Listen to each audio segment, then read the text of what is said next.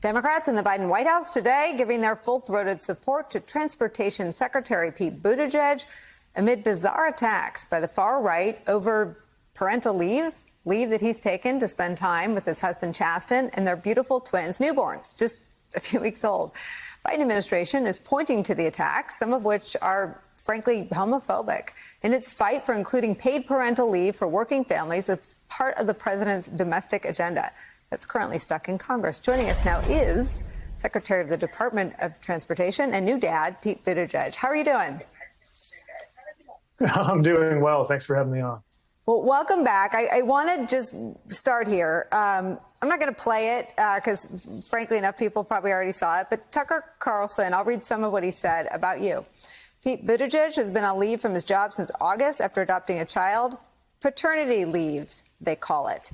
Fox News actually calls it the same thing and offers it to new dads. He went on to say something about breastfeeding, which I would say to Tucker Carlson, don't knock it till you try it. But what are these attacks about?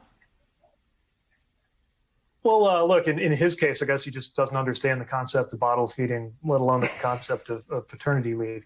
But what's really strange is that, this is from a side of the aisle that used to claim the mantle of being pro-family.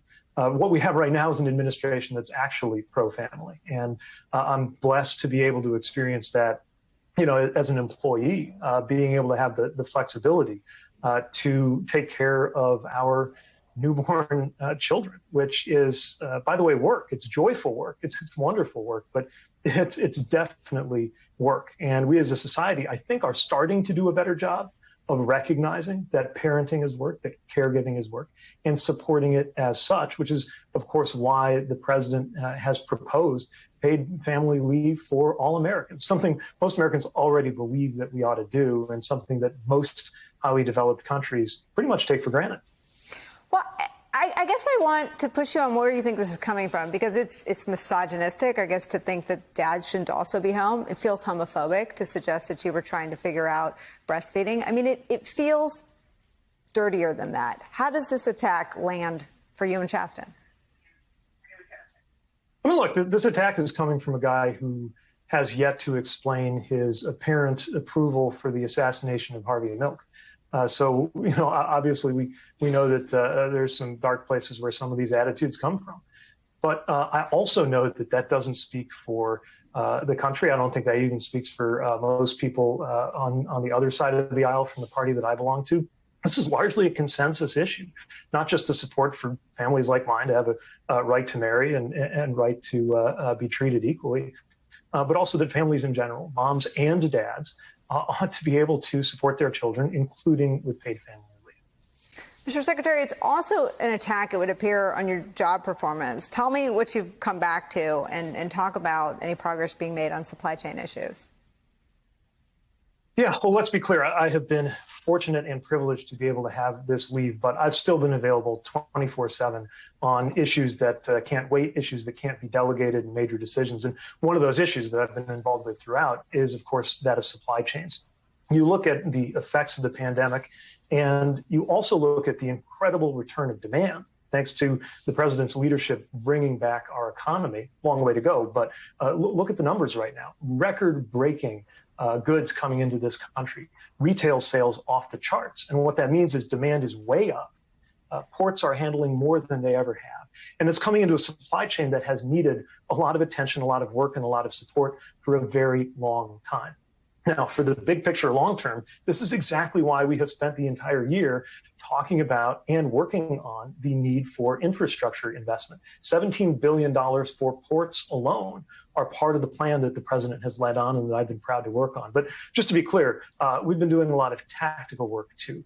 Earlier this week, I was with the president when he announced that the port of LA is going to 24/7 operations. The reason this is important is that LA and Long Beach, which are both making this change, just those two ports represent 40% of the container traffic coming into this country. A lot of Americans might have imagined that they already operated 24/7, but it hasn't worked that way in the past, and it was not a simple thing to do. But after the gatherings and the convenings and the plans of action that we've been working on through the summer have been able to get to this point. Now, on its own, it's not enough to solve the problems that we face. We're talking about everything from issues with a shortage of truckers, to things that are happening in terms of how inventory moves around the country. But an important step and just one example of the proactive work that we are doing to make sure we ease those bottlenecks and make it easier for goods to move around the country. You are often one of the people that this administration taps to sort of communicate across the partisan divide. Not that it doesn't tap others, but I'm sure you know this already. This will be weaponized against the president and against the administration. Fear will be put into the hearts of every mom and dad, yourself included, as Christmas shopping season commences. What sorts of assurances can you give people about delivery times and about goods getting into the country and not having this linger and drag into the holiday shopping season? What I can tell you is that these steps are going to make an impact. Look, let's be honest. The issues that we've been seeing, creating upward pressure on shipping prices and affecting deliveries, we've been seeing them for a while, and we're going to continue to see them for some time. But these steps are going to make a difference. Now, let's also remember that our supply chains are private sector, and rightly so.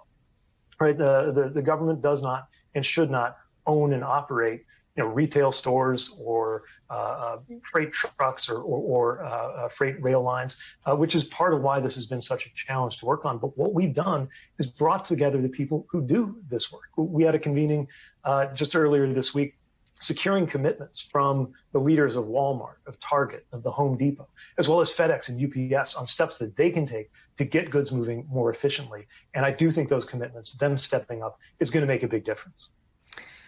I want to come back to your leave and your time with your family.